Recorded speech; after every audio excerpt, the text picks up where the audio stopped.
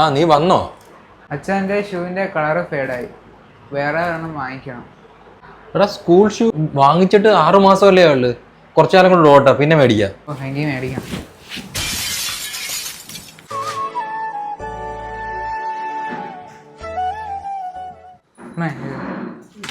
അമ്മ എനിക്കൊരു പുതിയ സ്കൂൾ ഷൂ മേടിക്കാം.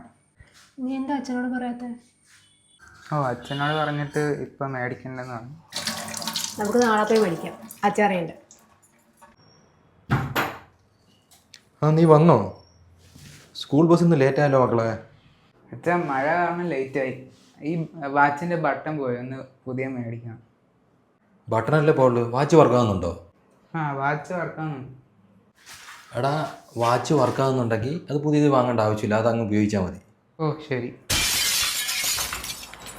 അമ്മേ ആ മക്കൾ വന്നോ? പോയി കുളിച്ചിട്ട് വാ, അമ്മ കഴിക്കാൻ എടുക്കാം.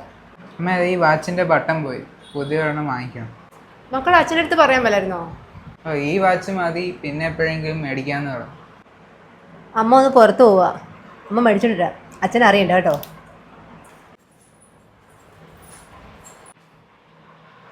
അമ്മേ എൻ്റെ സൈക്കിളെല്ലാം പഴയതായി, എനിക്കൊരു പുതിയ സൈക്കിൾ വേണം. പുതിയ സൈക്കിളോ? എത്ര രൂപ നിനക്കറിയോ സൈക്കിളിന്? ഓ എത്ര ആകാനാ, കൂടിയതൊരു 10,000 രൂപയാകത്തുള്ളൂ. എന്തുവാടാ 10,000 രൂപയോ? നിന്റെ അച്ഛനറിഞ്ഞ ഇവിടെ കലഹം നടക്കും.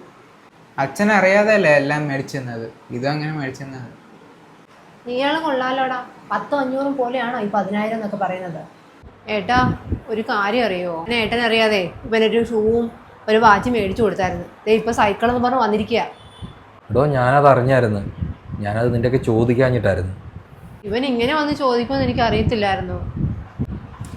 ഇനിയെങ്കിലും നീ ഒരു കാര്യം മനസ്സിലാക്കണം, പിള്ളേർ പല ആവശ്യങ്ങളും പറയും, പക്ഷേ അവരുടെ ആവശ്യങ്ങളെല്ലാം സാധിച്ചു കൊടുക്കരുത്.